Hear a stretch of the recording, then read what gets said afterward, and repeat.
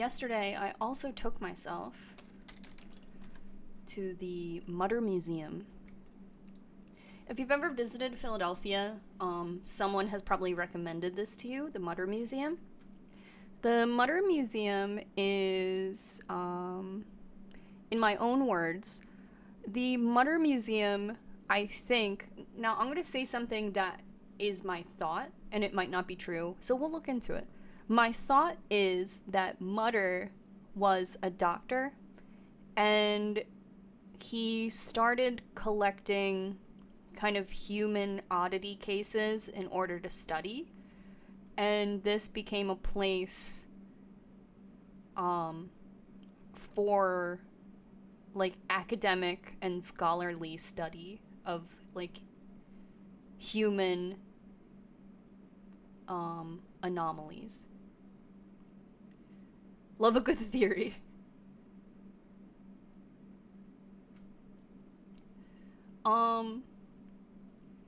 Can't stay long, but I want to say hello. Hey Megan, thank you. I only know it from the Joyce Manor song. I could be wrong. How does that go? Okay, now let's see if I'm right at all.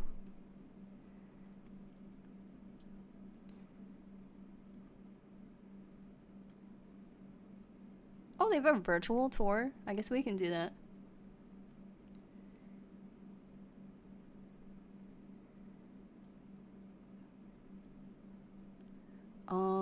Overview? Sorry, I'm thinking about how we should go there and say, the Mutter Museum, my Mutter. Okay. America's finest museum of medical history, the Mutter Museum displays its beautiful preserved collections of anatomical specimens, models, and medical instruments in a 19th century cabinet museum setting. The museum helps the public understand the mysteries and the beauty of the human body and to appreciate the history of diagnosis and treatment of disease. Today, the museum enjoys a steadily rising reputation with annual attendance exceeding 130,000 visitors. Enjoying international popularity, the museum has been featured on countless TV programs, specials, and 2 books. Let's do the history. The Mutter Museum of the College of Physicians of Philadelphia began as a donation from American surgeon Thomas Dent Mutter, who was determined to improve and reform medical education. Dr. Mutter stipulated that by accepting the donation of 1,700 objects and $30,000, the college must hire a curator, maintain and expand the collection, fund annual lectures, and erect a fireproof building that houses the collection. The first building to house the museum was completed in 1863 and was located on Locust and 13th Street. When the College of Physicians built its current home at 19 South 22nd Street, the museum relocated its original cases. The college has held true to the promise. Today, the museum enjoys a steadily rising integration popularity that has been featured in film. Okay, so kind of what I said. I'm just going to say I was right. So, I went here yesterday. Mutter Museum. Mutter. Everyone I know says Mutter Museum, so I hope I'm not offending anyone if I keep saying it just like that. Mewtwo Museum. So yesterday I went here. It wasn't my first time ever going here. I've been here a couple times, but I've really been in the mood to go. It's open. It has kind of short visiting hours. It closes at 5. And there's no photography allowed. And the reason there's no photography allowed is to respect the integrity of the donations. The thing I read said that some of the family members who have donated these specimens are still really active in their preservation. So out of respect, they don't allow any photos. And I could see that because, if some dickhead, is posting a photo where they're pretending to, have this skeleton, touching their dick or something, and that was my uncle skeleton, I would be like, give me that shit back. Give me it back right now. You know what I mean? So there's one specimen there where it was a jar of skin, like a glass jar of skin, and it said, this is the glass jar of skin from a person with OCD who would peel their skin off in pieces and collect it in a jar. And they had the specimen, likely to study the skin and why someone would do that. And it's a specimen, I guess, of OCD. There was a guide giving someone a private tour, and he was talking about the glass jar, and I was listening, getting a little freebie, the private tour freebie. And he said that woman was still alive and still peeling her skin off. So I was like, cool, so she gave them the skin jar? I would assume maybe to start a new one.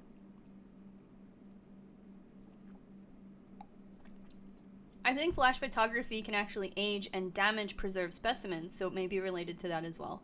Definitely that, but I thought it was also cool that they made it a bit more human as well. So one of the main reasons I wanted to go to the Mutter Museum recently was to see... I saw him a second ago. Him. Them.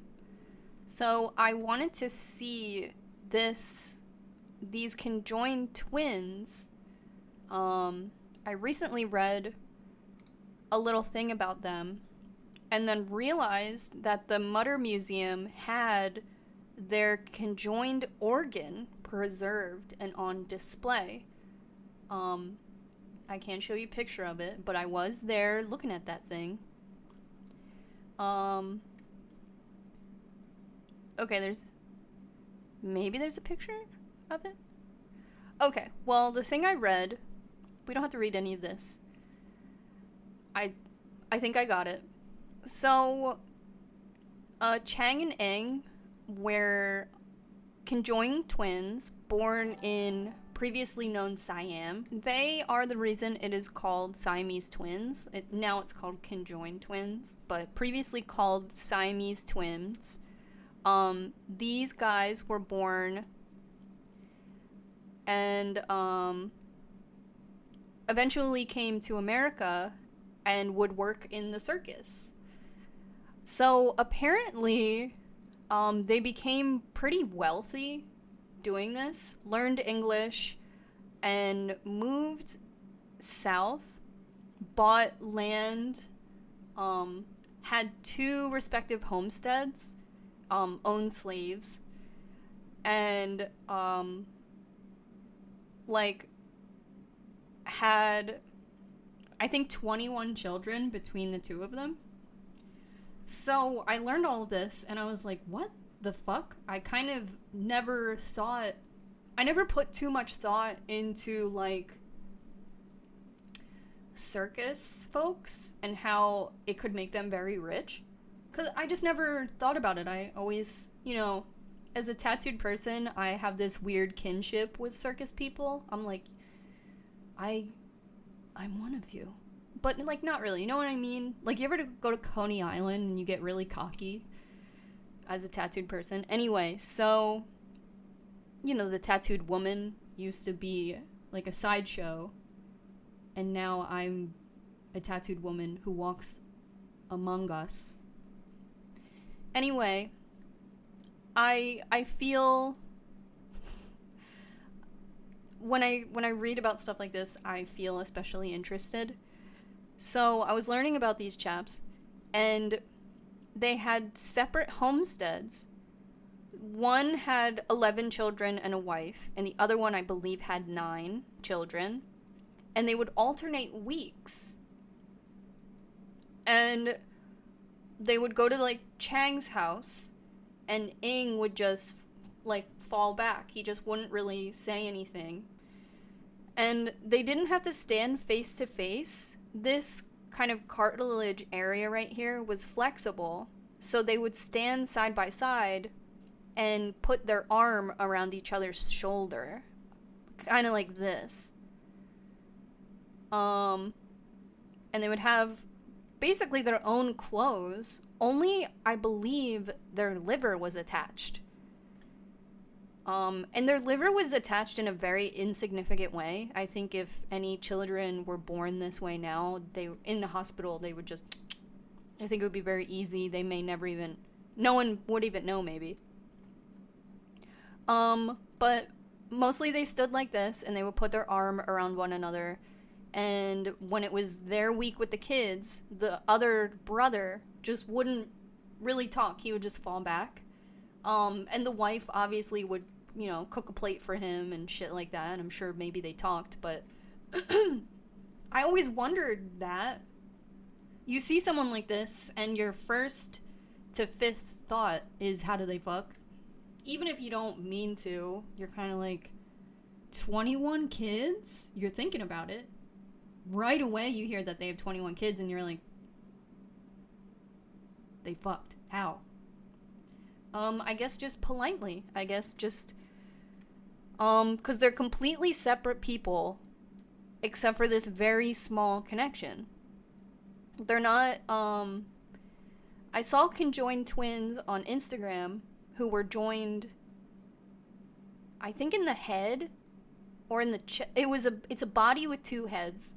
They were on MTV, but they're my age. Very considerate voyeurism. I have no choice.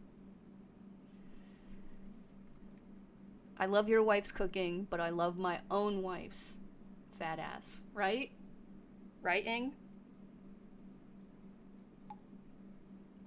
The teachers, yes, they're teachers. They're conjoined twin teachers who receive one salary. I'm kind of like, okay. The conjoined twin teachers with one body and two heads. A lot of people are mad that they only make one salary, but I'm kind of like,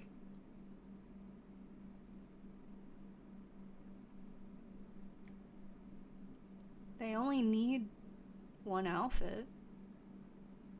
Yeah, they need two hats, I guess, but is that really breaking the bank? Or that's insensitive. They each have their own social security numbers, though. Really? That's interesting. I guess so they can each be taxed? No.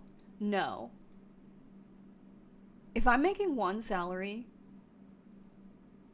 you're taxing me once. You think they get taxed twice?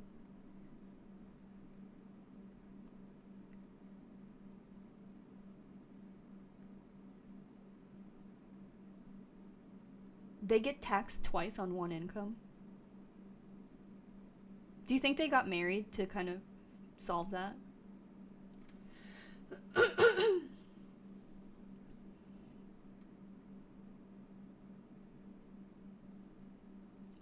We would be so mad, imagine. Well, if they each have their own social security number, they each have to file taxes.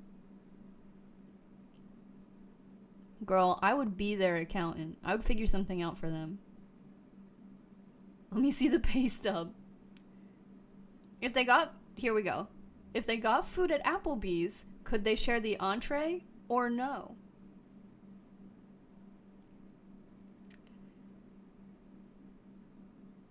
They must share an appetite.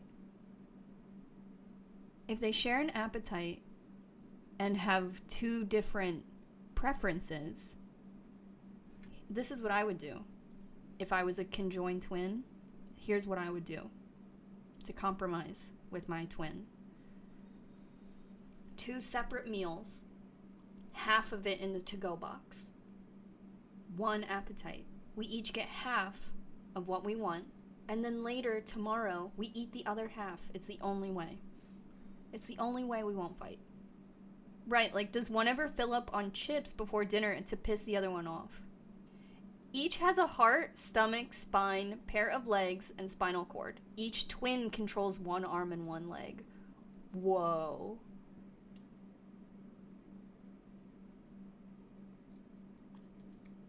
ethically they should be taxed once, is what I'm saying.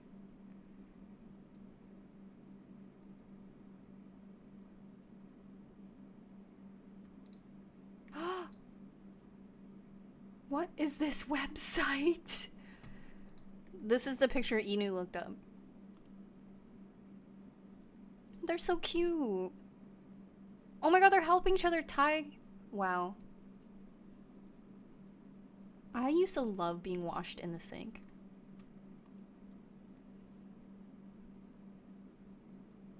One pair of ovaries, one uterus, one bladder. One bladder to process 2 stomachs? 2 stomachs, 2 mouths to feed, 2 incomes needed. What if their stomach is a little smaller size though? See this one twin?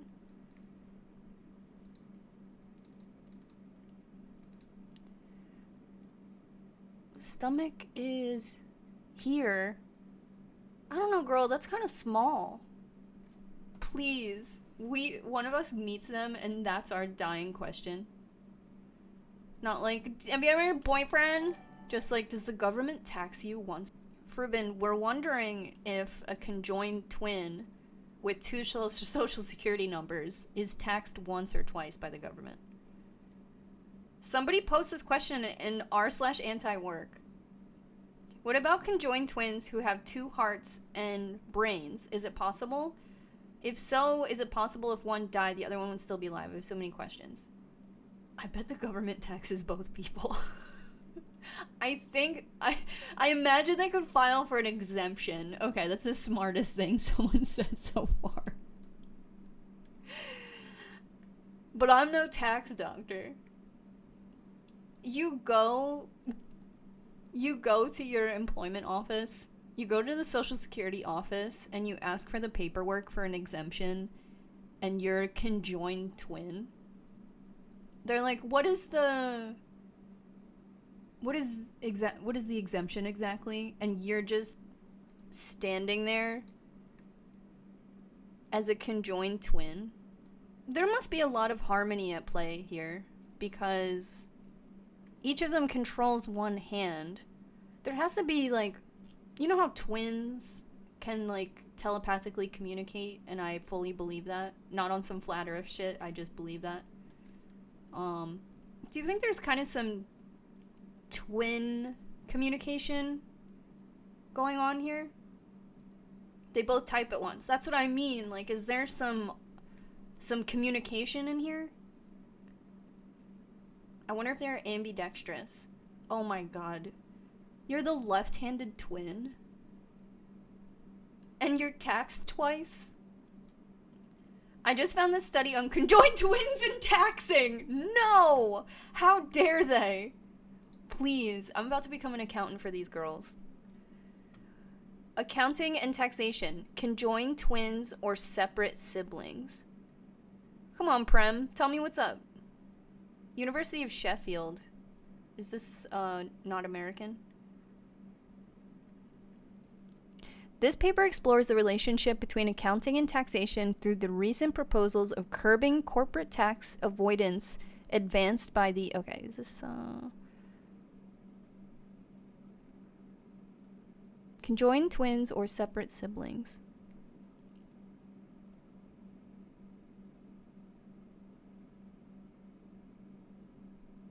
I need one sentence that says, we let this one go. How did we get on this subject? Okay. Interested in taxation? Not one bit. Yesterday, Frubin, I went to the Mutter Museum, which is a academic collection of different, I guess, medical abnormalities. And I went there because I'd recently read a little thing on these conjoined twins called Qcknd and Ing, and how their conjoined body part was actually preserved and on display in Philadelphia. So I thought, why would I not go see that? I must go see that. Oh god, imagine going to tax court because you're sharing a spleen. But a princess did ask, like, if they share this body part, what is up? So, what actually happened was, and I might have the order reversed, Chang, they had really different personalities, and Chang, one of the brothers, I'll say, I don't know which, one of the brothers, was heavily drinking, an alcoholic, and the other brother was really concerned with the other brother's health because he was really letting himself go. And then eventually the alcoholic brother had a stroke. So he woke up next to his brother and realized he was dead. So he got his son. I don't know, he may have died at his house or vice versa. Is it not his son though? You know what I mean? I would be so pissed. So the liver is actually the organ that they shared. Everything else was separate. And they really only shared it with, like, from my visual of the liver, I saw it. It was like but a chicken nugget they shared. It wasn't this whole... It was a really small amount that they shared. But because the one brother died, all of this toxic, I'm not really sure, toxic blood or toxic stuff coming out of his pancreas because he was dying and dead, all of this toxic stuff leached into the other brother. So he got his son, and he told his son, like, I'm gonna die. And there wasn't even enough time to get the doctor. I think 3 or 4 hours later, he died as well. But this is a statue. Correct. So, during their lives, they moved to the United States. They became very wealthy and had 1 million kids. I read something, too, that one of them believed that the other wife was significantly hotter, but we won't get into that. That's rude. Them and their hot wife and their midwife had all these kids, and they died pretty late in their life as well. They would, every couple years, go on tour, and it was a pretty big deal when they would go on tour because they were touring without Barnum and Bailey circus. They would tour on their own. They would do their own shit, which was, I think, one of the ways they were able to become very wealthy as circus people. So I was pretty interested in this story. And one other thing I read was because they had so many kids in the area where they lived, a lot of people have lineage to this family to this day. So I thought that was cool. But while they were traveling around the United States, doctors and students and stuff were always really curious about them. So when word got out that they passed away, Dr. Mutter called or sent a letter or something and asked if he could study them and do an autopsy before giving the body back. So doctors in Philadelphia went and collected their dead body and brought it to Philadelphia, and you can see the big scar on them. They performed the formal autopsy and said that the cause of death was heart failure. So when the one brother died, the other brother's heart failed. One of the things I read said because of like whatever poison this dead body was pumping or leaching into this live body, which makes sense to me. Some people theorize it was a broken heart. I would be scared shitless if my brother, who was always there, was dead. So after the autopsy, they took a plaster cast of the brothers.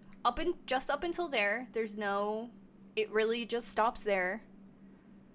There's no hands or feet or ween, just right there. And on display, like preserved in liquid, is their, I think, liver. And it's big as fuck. It was huge. It was in a container like the size of a tire. Like, imagine a tire on its side, and then imagine the depth of a tire, and then it was actually a petri dish, and there was a giant liver in it that took up the whole space. This shit was huge. I don't know how big they are, but this seemed very big, very large. It was really taking up the full volume of these chaps. Liver flex. So, one thing I was able to read at the Mutter Museum was that this brother, his spine was starting to curve, and the theory was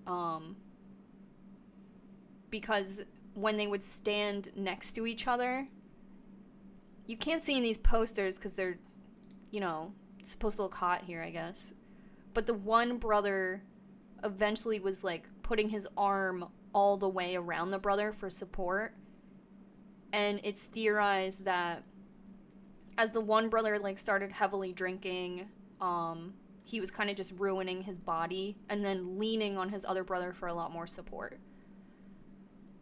So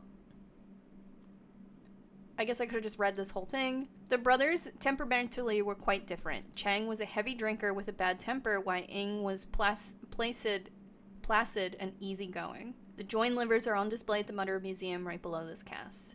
I'm not going to even look to see if there's a picture of them online, but if you're just joining us, when I went to the Mutter Museum, there's no photography allowed, so no pic of this conjoined liver, but from what I saw, this middle part that conjoined the twins is where their liver was conjoined, and it was really small. Definitely with modern medicine, you could just cut that sucker right there. Also, heart failure, I feel like they did this autopsy to figure out exactly how they died, and heart failure, I feel like, is one of those diagnoses where it's like, and then they died because their heart stopped. You're kind of like, yeah, okay. Like Death Note. So to me, I think if this person was alive now and had an autopsy, we would probably be able to, like, I feel like most of this is based on like a little bit theory. For the exhibitions, right now they have a feature expedition called Spit Spreads Death, which I thought was really interesting. In Philadelphia in 1918, we had a really bad flu epidemic that apparently killed more people than the casualties of World War I. So people in Philadelphia died of the influenza pandemic. And I think it was something like 37 or like 17 to 37,000 people died. Here we go. 17,000 people died in 6 months. So, I thought that was pretty interesting because it obviously parallels our experience with the pandemic, but this specifically happened in Philadelphia. And the exhibit was called Spit Spreads Death because in Philadelphia, when they were trying to limit the spread of the influenza virus, they thought if people spit on the ground, when the spit dried up, it would turn into dust that you would breathe in and it would give you the flu. So they were telling people to stop spitting on shit. And honestly, I wish that people still thought that because boys fucking spit on everything.